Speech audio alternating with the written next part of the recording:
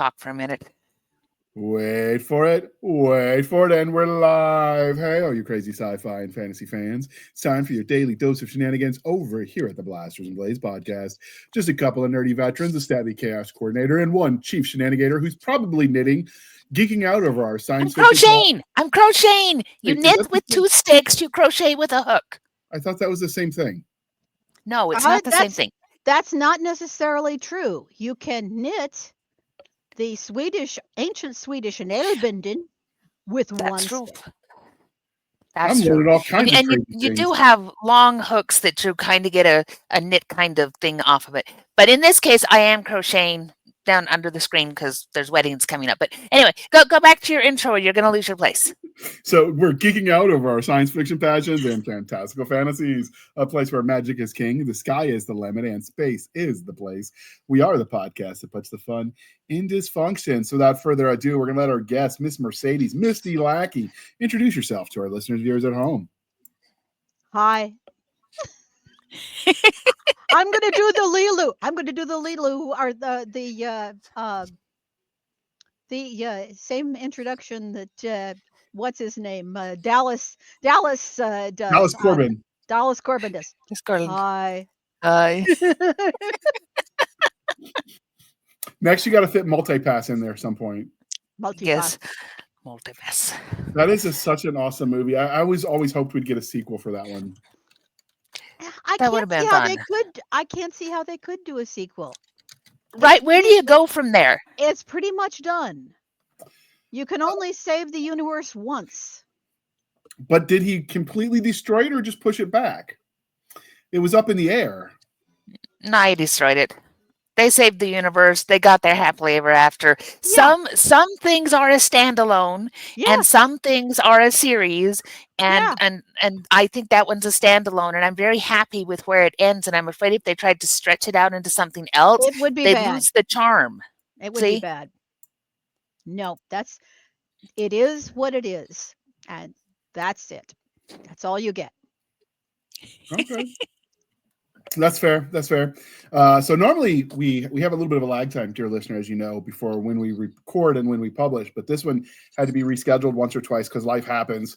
And so you will actually be hearing this shortly after it airs. So if you're listening, happy Halloween, because it'll be getting close. So, you've got to look for costumes and do all those cool things. And if this was the 1980s, you'd be stocking up on toilet paper so you can go out to your neighbor's house. Yes, but now when they do that, we keep the toilet paper.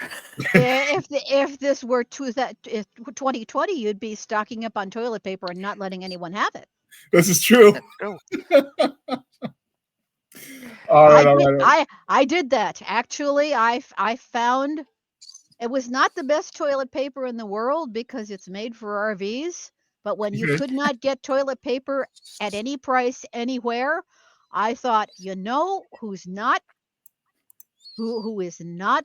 looking at toilet paper is the people who are not able to take their RVs out, and it's very special toilet paper because it has to dissolve in the tank.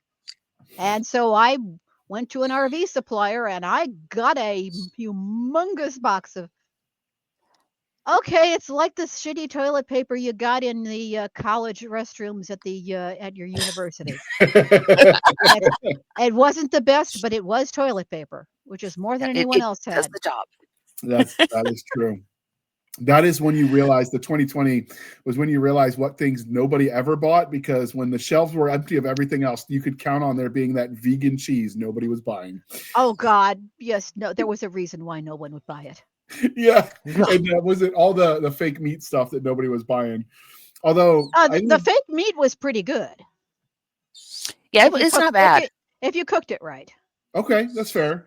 I used to say Spam was bad, and then I had somebody cook it for me right, and I was converted. So I'll take your word for that. Yeah, Hawaiians know how to cook Spam. Oh yes, it's delicious done that way. Yeah, they make the little Spam sushi and all that kind of thing, and it's like, oh yeah, that's the Spam that I want to eat. They know how to cook Spam. I had it crumbled and then grilled it like it was ground beef, and then they cooked that into eggs for our breakfast. That works. Yeah, that works. Really So now I'm making myself hungry. Why am I doing this to myself? Why do I torture myself so? All right. So as we kick this party off, we do have to ask you the religion questions, Mercedes. So are you ready for this? I am ready. All right. Star Wars, Star Trek, or Firefly? Star Trek. Okay. What is it about Star Trek that speaks to you? It is an inherently positive universe. There's no Okay. dystopia going on. Well, maybe a little bit in some of the later stuff, but on the whole, there's no dystopia going on. It is not a utopia because shit can go wrong, but it's being, for the most part, helmed by problem solvers. So when shit hits the rotating fan, the problem solvers get to work. They bounce the something or other off the array of this kind or other, and they make it work. Mm-hmm. So yeah, I like it. I know at the end of it there's going to be a good, satisfying ending, and I really like a universe where no one is having to struggle for a living. Okay. I will say, compared to, like, I love Stargate, for instance. Was on the show. Well, I do like Stargate a lot. But it was very campy at the end, right? It had that kind of campy 1990s feel. I will say Star Trek managed to be positive without being campy. And I thought that was a pretty good balance they struck when it comes most of the time. There was the occasional episode that's like, well, that was very campy, but it was fun, so we're just going to go with it. There's the occasional episode of everything that gets a little campy.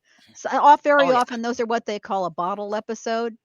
It's not connected to anything else, so they can air it in case their shooting schedule is off. Oh, okay. That's why they call it a bottle episode. It's in the bottle on the shelf. Okay. Yeah, it fits anywhere. It fits anywhere. That makes standalone. Very often in some genres, it's a musical episode. Or the holiday one where they're celebrating some sort of holiday. Okay. So because we are polytheistic here at the Blasters and Blades podcast, the Game of Thrones, Wheel of Time, or Chronicles of Narnia. Have not read Game of Thrones, have not read Wheel of Time.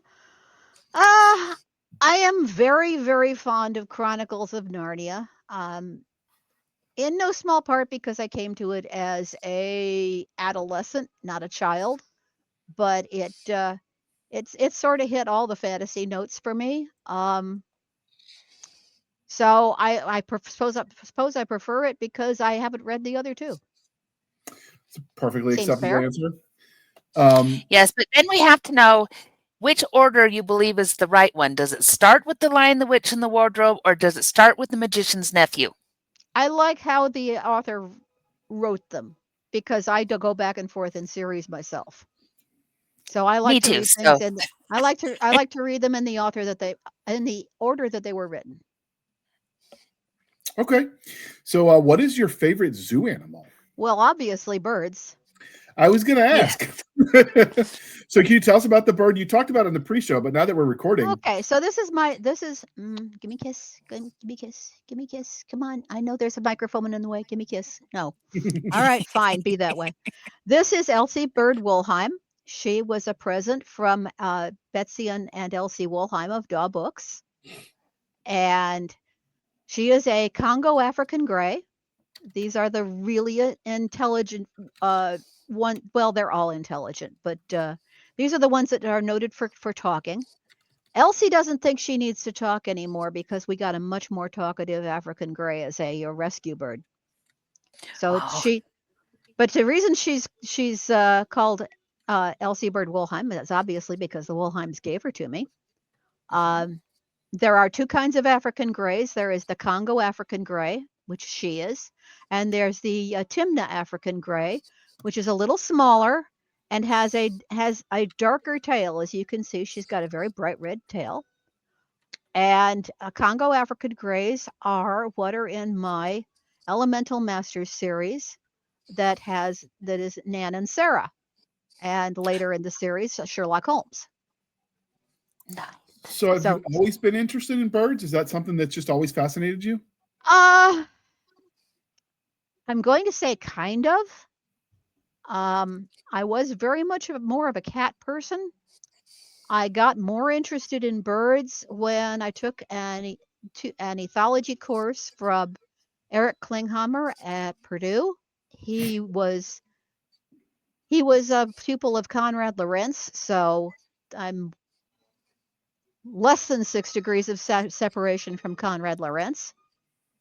And for my semester project, I designed a multi-environment aviary for a potential zoo, where some of the birds were free flight and some of them weren't. And the ones that weren't were the raptors, because otherwise they'd have eaten everything else. Yeah.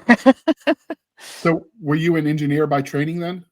Oh, no, I was not an engineer by training. I hello. I earned a Bachelor of Science in Biology. Okay. That is that's a lot of science. At Purdue, definitely, because at Purdue, the biology is weighted towards the chemistry, and their chemistry programs are weighted towards physics, and their physics programs are legendary. They are. All right. So we try to be civilized human beings here at the Blasters and Blades podcast. We are no longer knuckle dragging troglodytes. So coffee or tea, and how do you take it? Coffee, cream, and sugar. Okay. When you're not drinking coffee, is there a favorite drink that you love to consume while you're writing? These days, water. You know, I used to drink Diet Coke, and the aspartame / whatever else they put in it is not supposed to be all that good for you. So I just evolved to water, ice water. I know, not very exciting. someone's got to Other do than it. that, if I miss my coffee, if I don't make it, which I did not this morning, I'm sure you'll recognize the tall can. Java, non-branded. Java, non-branded. Coffee and energy drink. That will do. It's not the same as coffee, but it will do. Okay. You got to do what you got to do in a pinch. Yeah, so, you got to. How did you develop your love of speculative fiction? Because nobody just wakes up one day and says, I want to tell stories for a living. They start somewhere. My father read science fiction, and since I was a voracious reader, I started picking up his paperback books that were in the house. And that's where I think the very first book I read, finally somebody identified it for me because I didn't remember, was James Schmidt's Agent of Vega. Oh, nice. Yeah, that was the very first science fiction book I ever read. Adult science fiction. I had read some children's science fiction, but by, I want to say age 10, I got special dispensation to have an adult library card. So I had access to all the stuff in the adult section.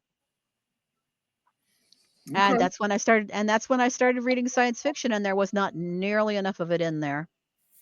Oh. So I found science fiction paperbacks, and boy, these are the dim, dark ages. There were no bookstores anywhere near where I was living.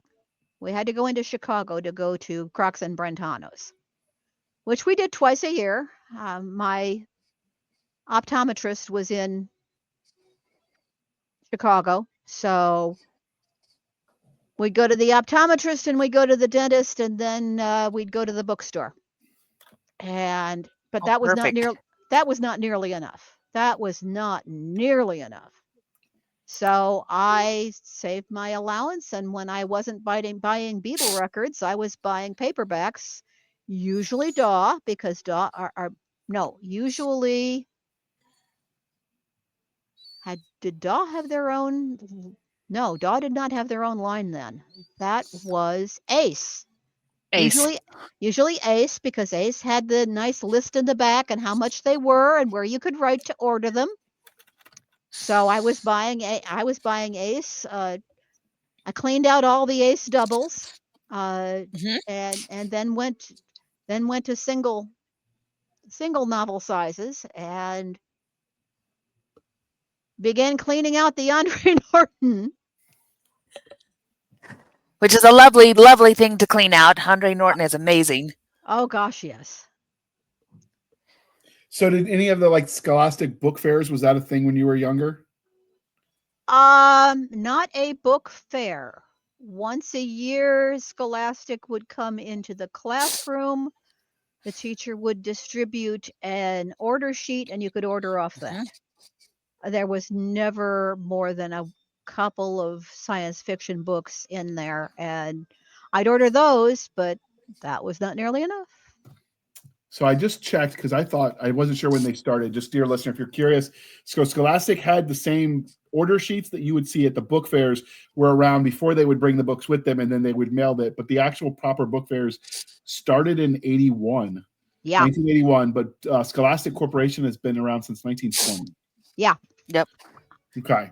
And the book fairs didn't go everywhere in the 80s. I never had a book fair in my schools. I had exactly the same experience. We always got the order thing, and then you would take a pencil and you'd go around and start circling the things that you wanted, and then decided if you had enough pocket change or if you could go and do some kind of work in order to make the pocket change. So you could order, like Misty says, the 2 or 3 really precious science fiction and fantasy books on it, and then the one book that you had to buy because, somebody was going to make you do a project on it at some point. Yeah. So there was the required reading because everybody knew that was going to come up. And then there was okay, I really need to read these because I too have run out of, I've read all the science fiction at the library. I've read everything that I own, and you find a few more and you love them. And yep. So you were close to Chicago, but not close enough to benefit from the metropolitan perks of like the access to bookstores and such. Oh God, no.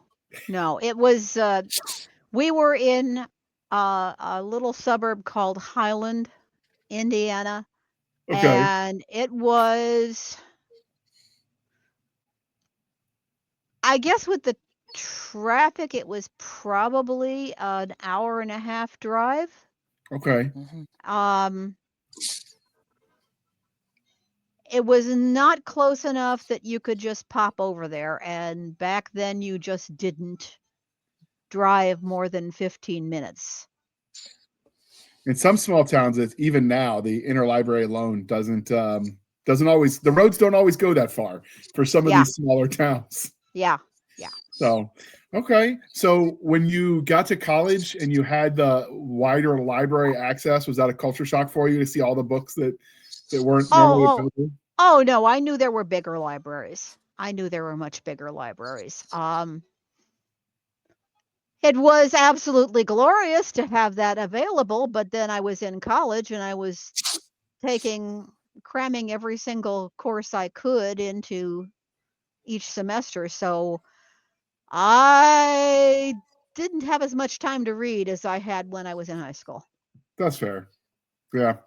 College does keep you busy. They kind of want to get their money's worth out of you. Well, yeah. Fortunately, it was affordable. and vice versa. Yes, absolutely. Fortunately, it was affordable back then. So Purdue was a land grant college, so the tuition was pretty good. I know I had a family member go to IUPUI, the Indianapolis campus, so I'm familiar with. I went to Ooey Pooey. That's where my mom and my stepdad met. I went to Ooey Pooey for my first year. I went to the Hammond campus. Okay. So when did your love of reading stories transition into wanting to tell your own stories? Oh, immediately. Okay. I was doing that as a kid. I was a very popular babysitter because I made up stories. I Uh, love it. and then in high school, Andre Norton just wasn't right, or either she wasn't writing fast enough, or I couldn't afford all the books that I wanted to read. So I started doing, I guess, what we call fan fiction now.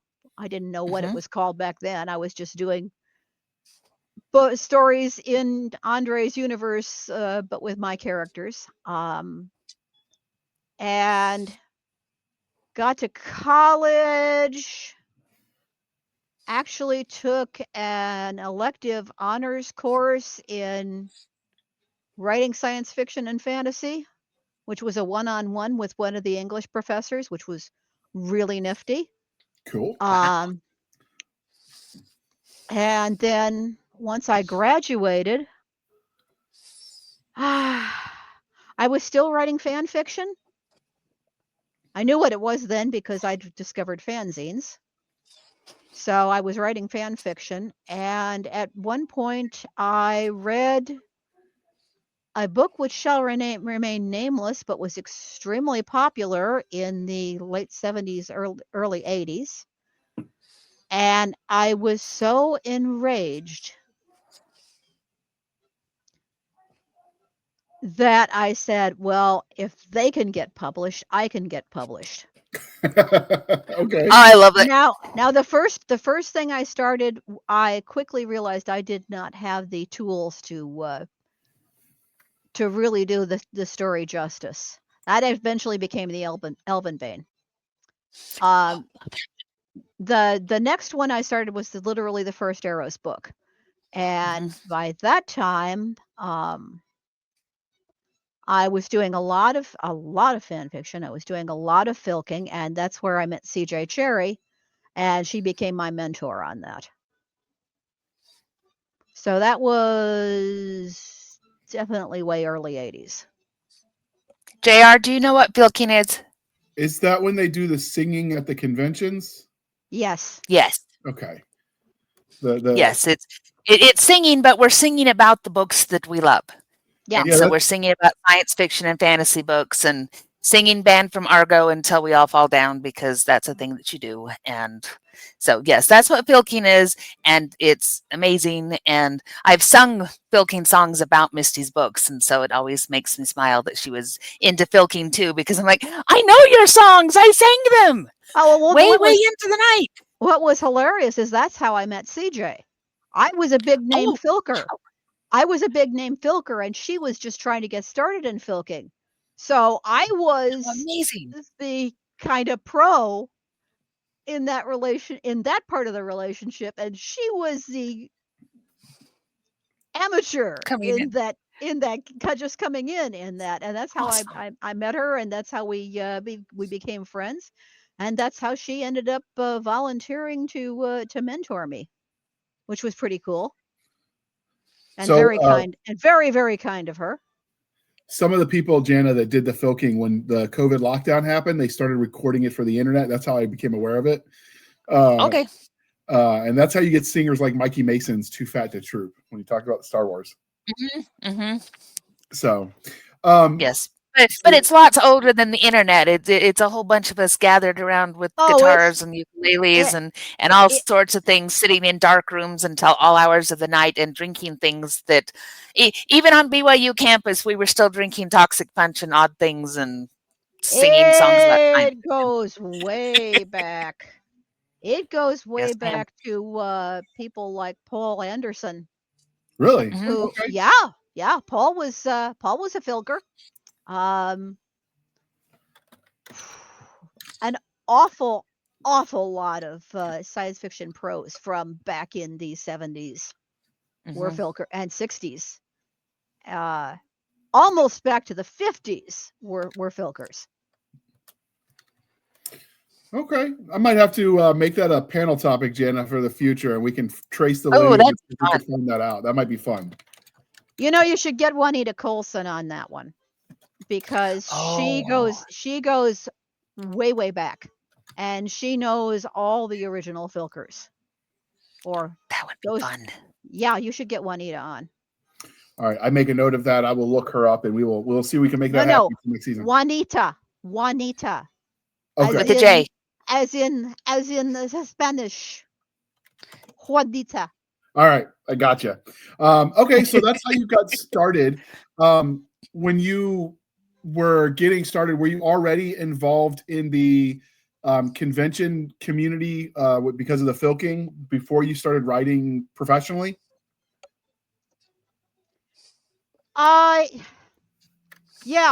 Having CJ around actually accelerated my professional development by about 5 years. When I met her, I had gotten a couple of short stories in. There was a magazine called Fantasy Book Magazine that I got some short stories in, and there was, of course, Marion Zimmer Bradley's anthologies, both the Sword and Sorceress and the Friends of Darkover anthologies, and I'd gotten some stuff in there. I hadn't even attempted to find a publisher for my first book, which is a good thing because CJ read it and said commit trilogy. So she literally said that. Oh, So that's cute.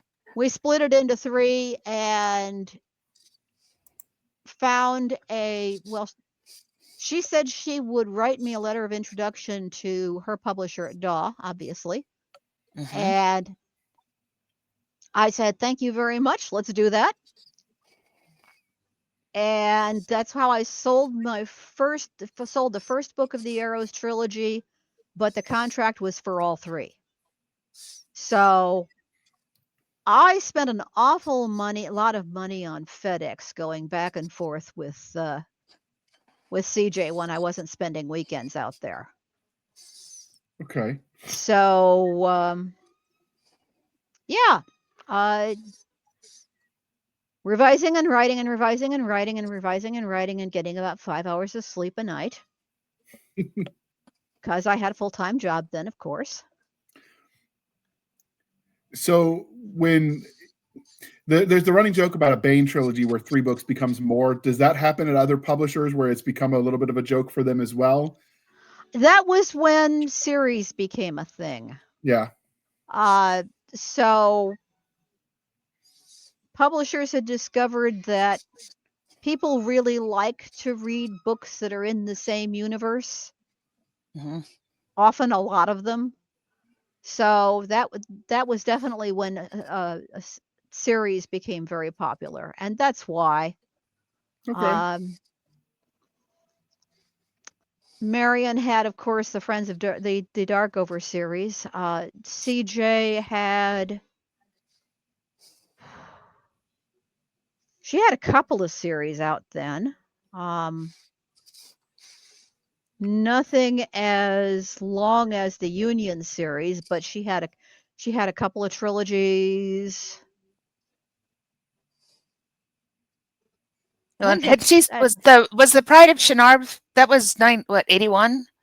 Yeah, that was about then, and people really liked that. So. Oh, they were amazing. Oh yeah. So what was it like the first time you had one of your books in your hand that was printed professionally? Oh God, it's better than sex.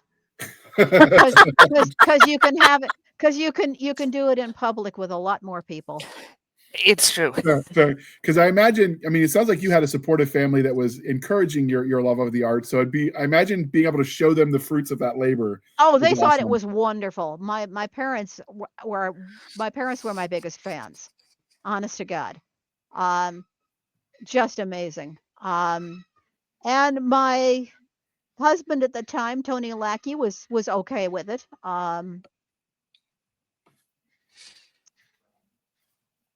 Okay. So yeah, it was a good thing.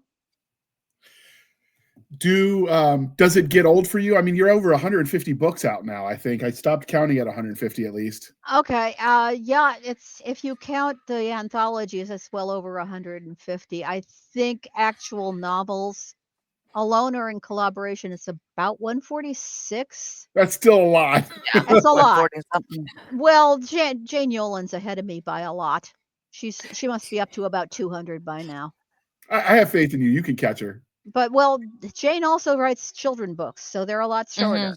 Fair. A little bit different. Yeah. Well, and you've had some really fantastic collaborations too.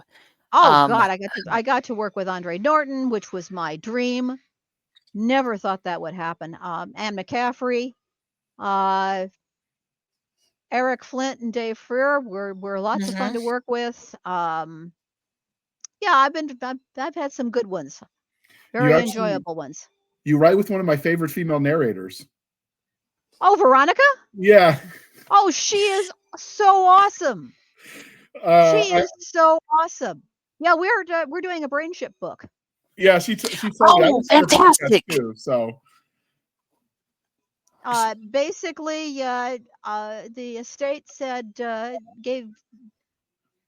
gave Bill Fawcett the go ahead for more of the brain ship books. He's the one that packaged the Anne McCaffrey collaborations back when, and the estate gave him a go ahead for more. And he said, we probably want these to be collaborations, if that's what you want to do. And I said, I want to do one with Veronica. She's awesome. Oh, absolutely. Because we'd done the superhero stuff with her, and she's very easy to work with. I've hired her for one of my anthologies to do the audio work for it. Oh, she's such a terrific narrator. Voices by Veronica, if anybody's listening. Absolutely. And she does Terry Mixon's Empire of Bone series. It's just amazing. You should check it out. Okay. Well, we wanted to bring you here to talk about your Cyprian series. But before we do that, we're going to pause for a moment while we shamelessly show for the woman this time, Jana. You might know this girl. Ooh, I might. Introducing The Shaman's Bones, Migratory Farmers Book 1 by Hunter K. Wallace. This fantasy features fierce animal gods, omens of the stars, and a quest to find a very special set of bones. When Yolanda is made an ambassador in her caravan of migratory farmers, it's a dream come true, until a trade in a village on the equator goes terribly wrong. The skies foretell trouble, the spirit animals are angry, and shadow monsters prowl the night. Worst of all, Yolanda is supposed to fix everything. To do so, she'll need the bones to summon the greatest spirit animal of all. Yolanda isn't alone. She's the help of a resentful young man whose life she has ruined, a gorgeous bone collector obsessed with corpses, a nanny turned sleuth, and a very attractive blasphemer who hates the spirits even more than she does. She'd rather be alone, or stealing glances at the broad-shouldered, brown-eyed blasphemer. No, she'd rather be alone. Maybe. Learn more about The Shaman's Bones and other works by Hunter K. Wallace at hunterkwallace.com. All right. Thank you for staying with us through that commercial interlude. And Hunter actually narrated that herself around being supermom and wrangling her kids. So I'm impressed it sounded as good as it did, given all that she's got. Her kids are younger. The more yeah, good on you, hun. Yeah. That's not something I could do. I have done readings, obviously, and at conventions, and that is hard work. Absolutely. It's a skill. So this normally we would ask you where the origin of the idea comes from, but Jana was telling me in the pre-show as we were prepping for this that the Cyprian, and I'm going to throw that cover up for everybody. That's Cyprian. Cyprian. Okay. Yes. Cyprian. I'm told that this is actually a fairy tale. It is. It's the seven swans. And all of my Elemental Masters books are based on fairy tales. And this one is based on the seven swans. Okay. Apparently I don't know enough about fairy tales because I haven't heard of that one. So what made you decide you wanted to revisit the fairy tales? Well, I love doing redone fairy tales. This is the second one in the Elemental Masters series, which is in the Regency.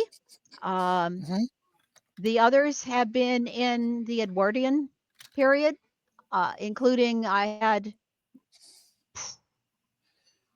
I want to say, 4 books that featured Sherlock Holmes as soon as the Sherlock Holmes stuff went public domain, because I Mhm. wanted to do that. They're actually more about Watson and his wife, because in these books, Watson is is an elemental master, and he is the one that takes the magic stuff that Sherlock Holmes refuses to touch.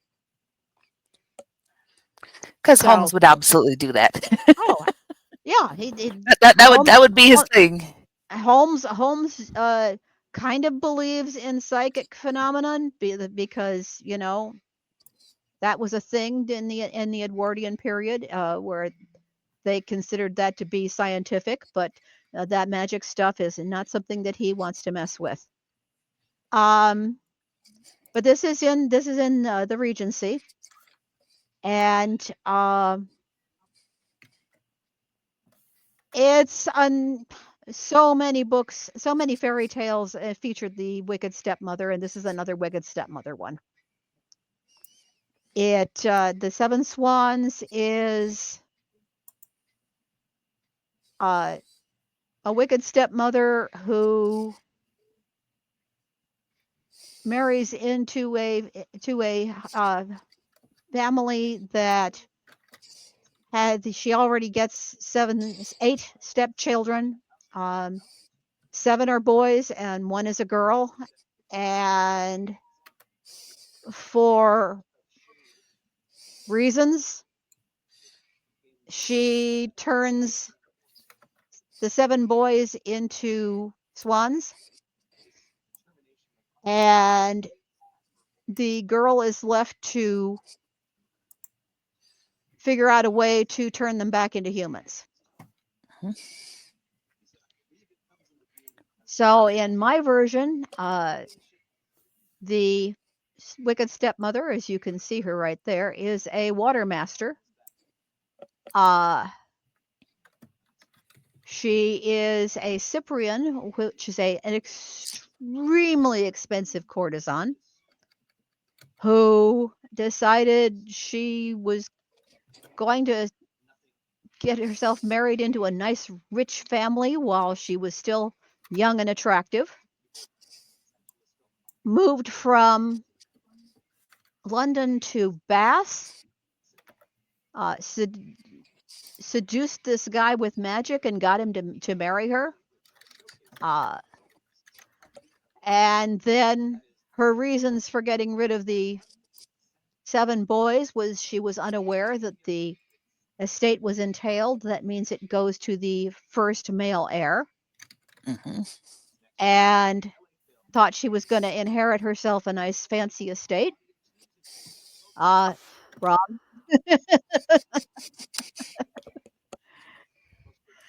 And anything else would be a spoiler. Yeah, I was gonna say there's so many questions I have to ask, but it's on pre-order. It's now waiting for it to pop so that I can have it on my Kindle. It's like, oh, December 30th. I don't want to wait that long because this is one of my absolute most favorite fairy tales. So I've read a Oh, couple you of know books it. in. I do. I know it in both the Seven Swans version and the 11 Swans version, and a couple of other versions in between. And it's one of my favorites. So I was like, oh, this is an instant. Put it in the cart. And then I Nice. noticed that, oh, so it's an after Christmas present to me. That's okay. So yes, I have questions, and I'm wondering where you're going to take it, and I can't ask you those questions because they'd be Well, total. it Well, depends upon how much spoilers you want. oh, part of me wants all the spoilers, but the other part of me knows I will be much more satisfied if I wait and I read it without knowing. But this is so it's not. This is what book I think 18, something like that, in your Elemental Master series. Roughly 1811 ish. Definitely the Napoleonic Wars are still But ongoing. They're a thing. Um, so it's against that and background. yes. And I was just reading. I'm reading your the blurb that they have on Amazon at the same time because that tells us a few things that we can talk about. Which Um, really annoys me because they put all that stuff in there and it's by like the first half of the book, which is oh, so it's ah, too much. yeah.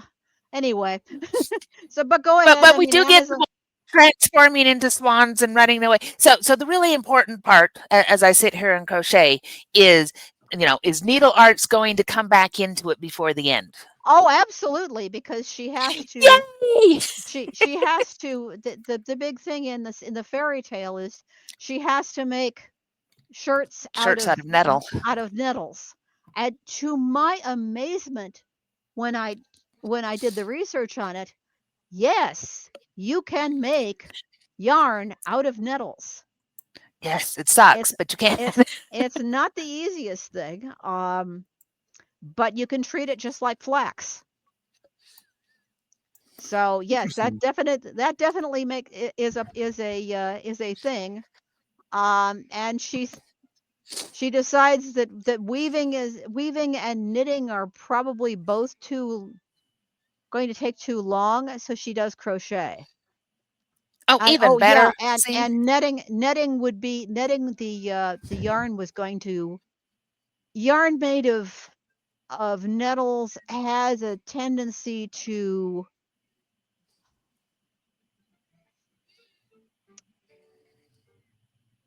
it doesn't unravel, it unspirals and makes knots. Yes. So you don't want to try and do netting, which would have been the fastest of all. So it comes down to crochet, where you can do open crochet work and get a lot of shirt out of minimal yarn. Yes. Yeah. Well, and that's funny because the one I'm making is that same kind of thing where it's got the holes in it, but it still makes a fabric. Yeah, So I am so impressed. See, I knew that this was my story. That this is why it had to be an auto. Put it right in my cart, and because you are my people. And the other thing I love well, about your you can tell stories. my haberdashery back there. So Yes, I love the haberdashery. Um, but part of what I love about your stories and what I've loved about this series is that, and this goes all the way back to your first book. This goes back to Arrows.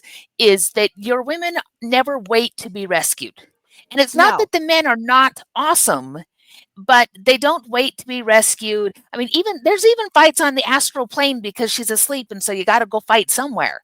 yeah, And so you have these amazing women who say, I'm going to take control of my own fairy tale.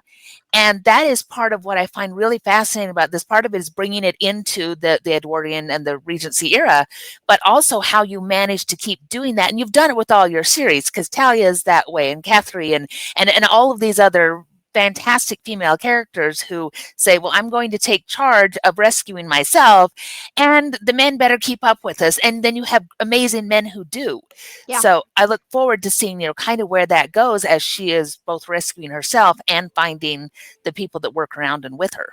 So So in the description on Amazon and on Penguin's website, it listed as both gaslamp fantasy and cottagecore. Are those terms that you intentionally slotted the stories in? Uh, Or is it it is kind of cottagecore. Uh, I would not call it gaslight because it's not Victorian. yeah, wrong era. I have to say that I was in the process of having the editors go over it. I was exceedingly annoyed when one of them said, "Well, they're talking about the queen and the court, and that's are you making the mistake of thinking it's Victorian and not Edwardian, and not Regency?"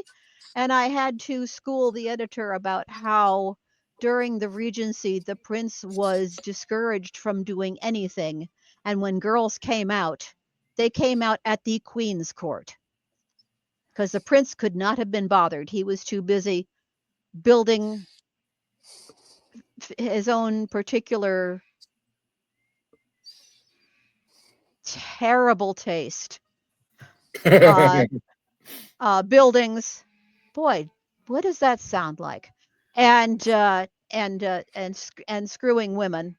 Um, and he was highly discouraged from having anything to do with the actual running of the British Empire. That was all done by the Queen and her ministers. And so I had to school them on that, which was, like I said, it was very annoying. But it is what it is. So when you tell the stories, are those kinds of tropes and those kinds of sort of niche genres something you think about, or is that something that just sort of happens naturally after the fact when they're categorizing it? It just sort of happens after the fact, because when I started, there weren't any of these tropes or categories. There was just science fiction and fantasy. Okay. Yeah, they're marketing terms that generally, when you're with a traditional publisher, it's the marketing. It's a Folks marketing will take off department. with it, and they'll fix it. Yeah. So this is That's book their job. Yep. This is book 18 in the series. Do you know where the series ends in your mind, or are you sort of exploring it these as are you all go? these are all standalones. Okay. But let me back up that up. They are mostly standalones. The ones with Nan and Sarah are a series, but they can, except for the Sherlock Holmes ones, they can be read out of sequence. Even the Sherlock Holmes ones can be read out of sequence, but if you know the Sherlock Holmes uh there you might be a little confused when Sherlock is kind of undercover as not Sherlock, because he's supposed to have died. So there is that, but other than that, Yeah, to mostly me it feels. Oh, sorry, my thing glitched out, and I thought everyone was done speaking. But it feels a little bit like reading Terry Pratchett, where you can say in the Discworld there are many, many things, and they're associated because there's world sharing. You've got your powers that show up in different books, and you can read some in groups, but you don't have to.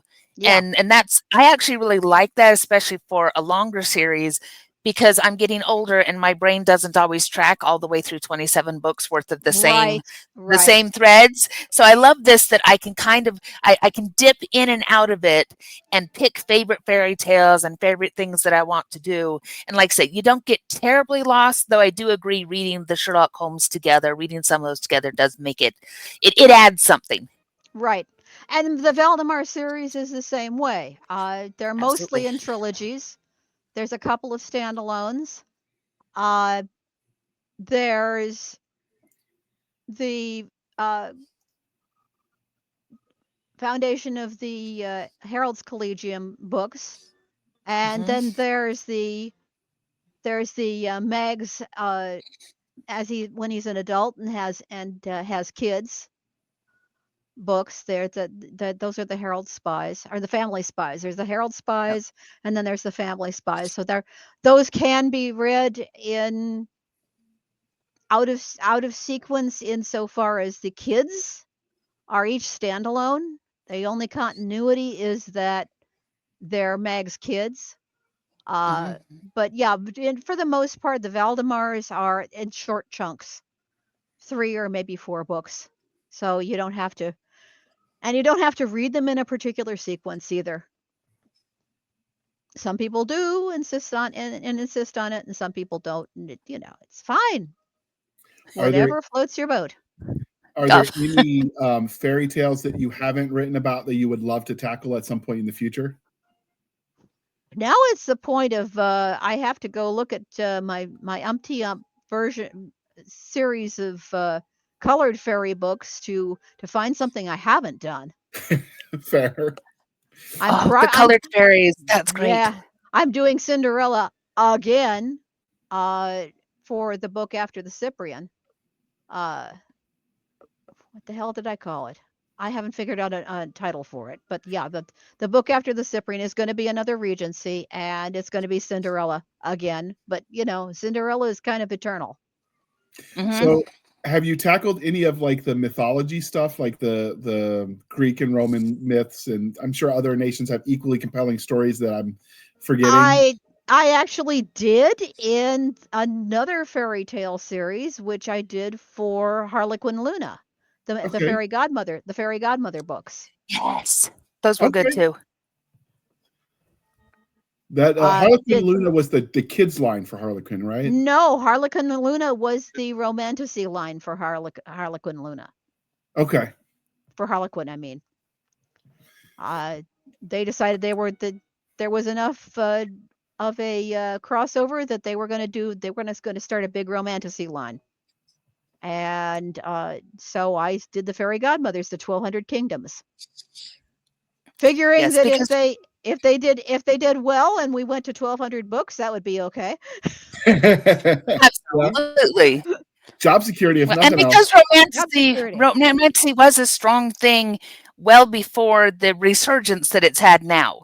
And Right. that's always funny because your books, the fairy godmother books, are that it's one of the ones I direct people at when they're like, "Well, romantasy is a brand new thing," and I'm like, No, "No, it's not. no, no. If you were a reader in the '80s and '90s and the end part of the '70s, you know that there was a whole lot of really, really strong romantasy. We Yep. just didn't always call it that, but No. it was there, and it was some of my favorite formative stuff to read. And so when they tell us, "Oh, it's a new genre," I'm like, No, it's "No, not. go read your Lackey and No, go it's read not. some of these people who did it first."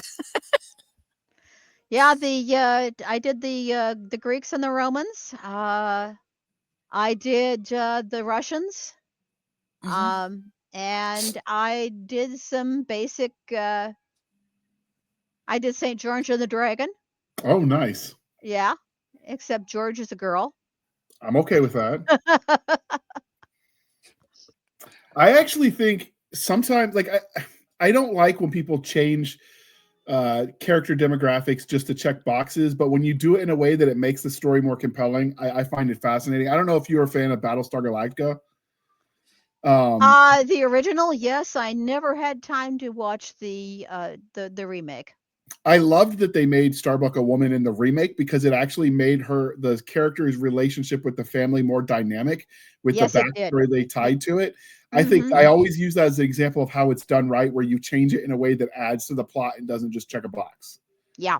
And that was expertly done. And so I don't mind at all. I've heard and I haven't actually read it. I know Veronica has narrated it. I bought it because she did, but I haven't had a chance to listen to it. Some people have done the Persephone story, but it was lesbian romance as to turn it on its head. They've done that kind of stuff with some of the other Greek and Roman myths as well, just inverting the tropes just to see what that looks like for the fun of it, because no one's going to sue you from the Greeks and the Romans. They're kind of not around anymore. Yeah. So you can kind of have fun with the stories, and I like seeing that because it's all about exploring the human condition. That's why we like stories. Yeah, exactly. I did the Persephone story for a novella for Harlequin Luna. Oh, cool. Are those books still in print? I'm gonna have to dig those up if they are. They're not in print, but they're available on ebook. Same thing. I can still And find them. they've done a bunch of stuff where they give you 2 books in one, so you can get more than one. Oh, cool. The Persephone version that I did was a takeoff after one of the main novels. Basically,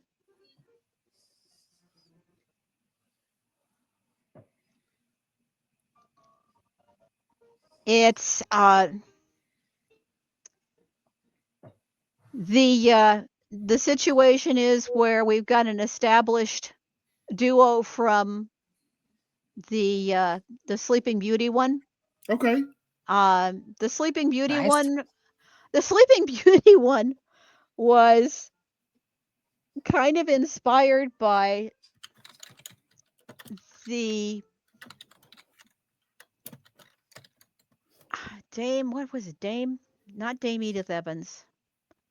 Anyway, she used to do this series of concerts about the ring cycle. And it's a comedy series. And at one point she says that Siegfried is very smitten with Brunhilde because she's the first woman he's ever seen that wasn't his aunt. Okay. That would do it. Which is absolutely true. So basically, what in the book that preceded this novella, Siegfried. Well, you've got Siegfried and you've got another guy who are literally come to blows over the sleeping body of Sleeping Beauty. Siegfried has been very carefully listening to the little birds that he learned how to hear them speak when he tasted the dragon's blood, Fafnir's blood, and he's been listening to them, as opposed to Siegfried in the opera, who didn't. So the little birds have been saying, you're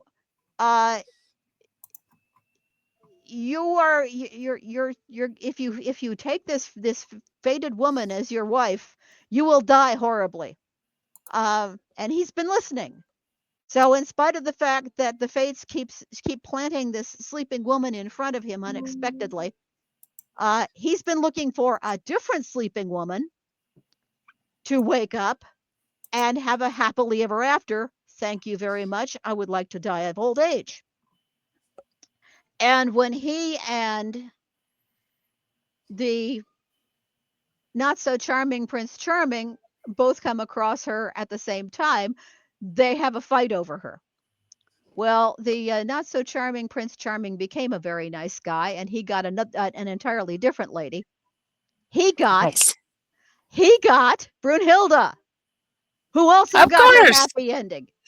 So they're living their best life, and Brunhilde happens to be hanging out in this particular glade, doing something demigoddish, while he's off busy doing something else. And she's the one that gets taken by Hades, as opposed to Persephone, who wanted to be taken by her Hades and had left him very explicit notes about where to find her. And Hades was busy that day, so he sent Morpheus instead. And Morpheus just looked for a nice blonde lady in a glade. And he found the nice blonde lady in a glade, and it was Brunhilde, and she's very upset about it. Not half as upset as Persephone is, who didn't get taken away from her overbearing mother and taken away to the guy she had fallen in love with. No, right. She got left in the damn glade. Not happy. Not happy. You torture your poor characters. Yeah. Oh, in the best possible way. Have you toyed with any of the Grimm's fairy tales? Because those could be slightly different takes on them. Oh yeah, I've done Donkey Skin. Okay. Oh, good one. I've done. Oh God. Okay, I did Sleeping Beauty. I did Cinderella. I did. What are the three big ones? Sleeping Beauty, Cinderella, and Snow White. Snow White. Did Snow White. That's that. And then the rest of them are pretty much. Oh, I did the Great Selkie of Shul Scary. Nice. I did. Which one is Barter? Oh, Bluebeard. Okay. Barterbeard is Bluebeard. Bluebeard, I think, is one of the Grimm's fairy tales. I think so. And of course, I did Donkey Skin. Yeah, I've done several of the Grimm fairy tales. And I've done some Russian ones. So, yeah, I've covered a lot. All right, just but isn't that some of the joy that there's so many different wells fairy tales to dip into? So many fairy tales. So apparently, I looked it up. Bluebeard apparently comes from the French tradition by Charles Perrault, and I'm butchering his Okay. French name, from Yeah. 1697, from Tales of Mother Goose.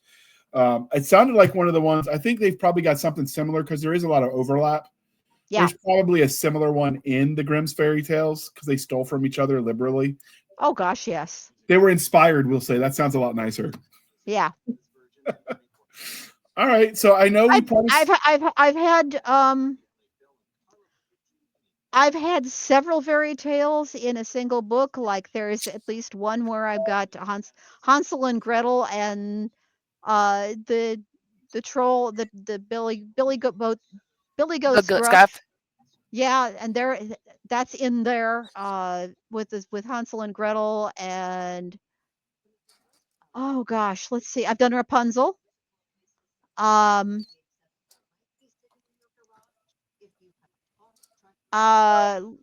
think I've done. Did I do Little Red Riding Hood? Yeah, I did Little Red Riding Hood. She's in there. Little Red Riding Hood is in there with the Billy Goat's Gruff and Hansel and Gretel. Oh wow. Yeah. Now I'm adding a Did fairy you tale pull- retelling to our list, Jana. Yeah, well, we had that, and then the retelling versus reimagining. So there's a lot of things that we could talk about with fairy tales. Oh yeah, absolutely. I've actually done both. I've done both the retelling and the reimagining. Cyprian is very much a reimagining one. Okay. So is the Rapunzel. That's from a high tower. Red Riding Hood. And Snow White, she's Hindi. That's very different, but Yeah. you can see why it's Snow White. Now Snow White is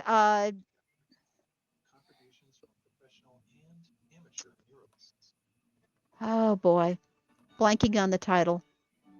When you have 150 plus of them, Yeah, when you have that many books, I can see the cover in front of me. Let me grab it real quick. Serpent's Shadow. Serpent Shadow. Yes. And the seven dwarves are seven of the semi-sacred animals from Hindu mythology. Oh, cool. So you're playing with all the fun toys. Oh yeah. So, Jana, did you have any more questions for her before we wrap this up? Because I don't want to take too much of her time, and we did promise her only an hour. Oh goodness! Given my druthers, I would sit around and talk with her, all evening, because you're just enough older than I am that I followed and was reading your stuff when I was in college, and so I'm like, this is somebody who's very formative to me, and I have a whole part of my bookshelf, and they're all the Lackey books, and they're very well. Thank you for making me feel old. Oh no! I'm not that much younger than you are for certain, but catching up on that. honey, I'm 75. Well, I just passed 50, so we're still both older than JR. So yeah, that's true. All right, but so yes, we could talk for a long time. Yes, you little invisible fetus, you. Yes. All right.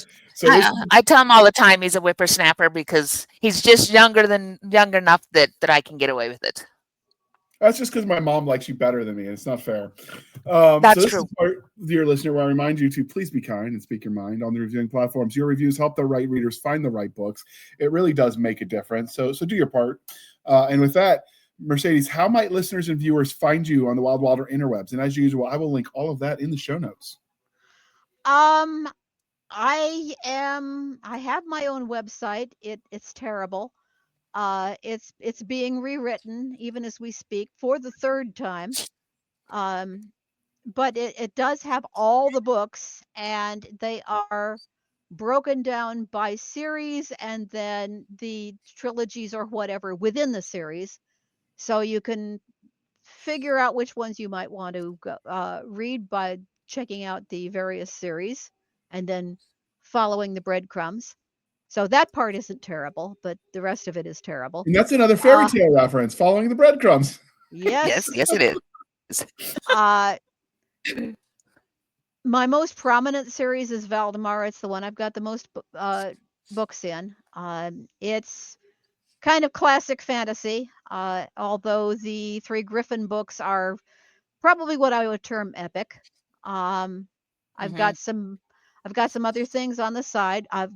Elven Bane, which was very, very big actually when it first came out. Finally got all the rights back to it. It's a long and complicated and arduous story. That we were supposed to do a fourth book. Andre died. Uh, was not going to do the fourth book when I was going to do all the work and somebody else was going to get half the money. I'm sorry, I'm mercenary that way. Uh, Reasonably and so. and that's been dealt with. I did the fourth book, and then Tor decided that since the first three books had been out for so long ago, everybody would have forgotten it, that they weren't going to do the fourth book, and gave me all the rights back. So we went to Shahid at Ark Manor, who is a marvelous editor and marvelous publisher, small publisher, who's getting bigger because he's getting a lot of reprint rights to a lot of old stuff, which well deserves getting reprinted, like a lot of old Harry Turtledove. My agent thought this was fabulous, so Shahid is putting out the three originals with some revisions by me. I'm not doing heavy rewrites, but I'm doing some revisions to try to clean up some stuff from artifacts from the when before I wasn't as good as I am now. And those are all coming out in the summer. And then the fourth book is coming out in the summer as well, I think. The fourth book, That squeam that you hear in the background is my head exploding. Oh, good. Because I The love that fourth series. So the fourth book is being done with a friend of mine, Ben Olander, who brought a lot of good stuff to. He's did one book with David Drake, I believe. He's wanted to get more into writing, and kind of wanted some mentoring from me. So I said, screw it, let's do the mentoring while you bring your strong point to the fourth Elven book, and let's do that. So that's what we did. And my agent thought going to Shahid was terrific because he's the one that sold all the rights to the old Harry Turtledove to Shahid. So that should hopefully bring some whole new readers to the Elven Bane books, which I'm very, very fond of. And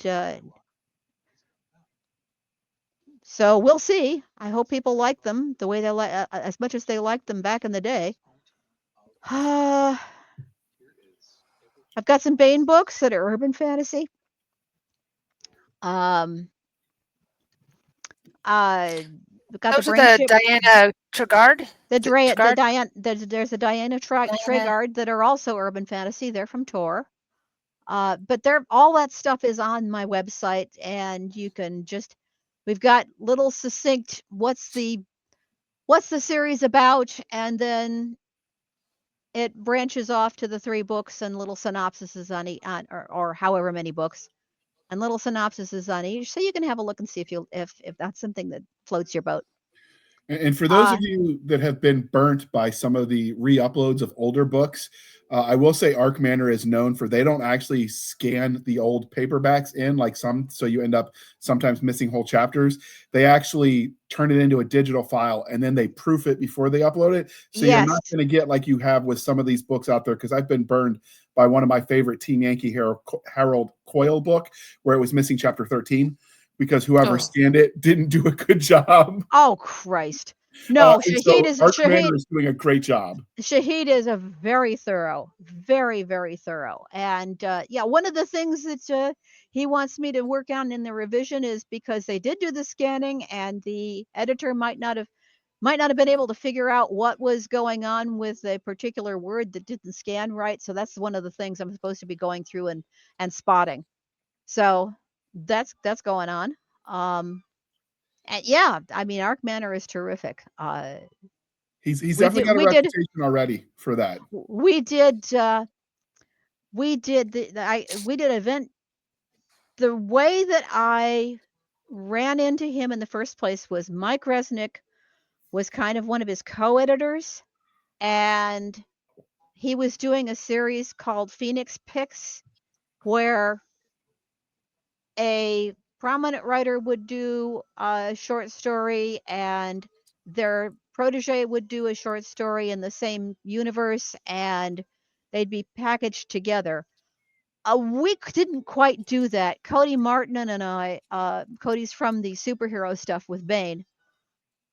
Cody Martin and I did 2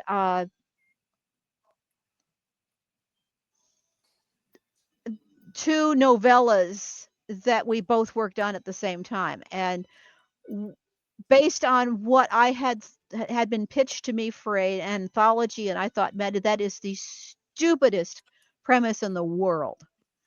And I was talking to Cody in chat, and I said, this is really the stupidest premise in the world. I cannot believe that anyone would pitch vampires, werewolves, and zombies in space. And just as the words came out of my mouth, I went, oh my God, I know how I could do that. Oh, that's great. And that became the Reboot series. So we did those for Shahid. And I had done a bunch of reprints of some of my short stories for Shahid's magazine. And that's why he kind of sprang to mind for doing when the Elven stuff came available. I thought, this is the guy. This is the guy. We should go with him. And my agent was thrilled about this because he'd sold all the Harry Turtledove to him. So everyone was happy. Sounds like a good deal for everybody. Win.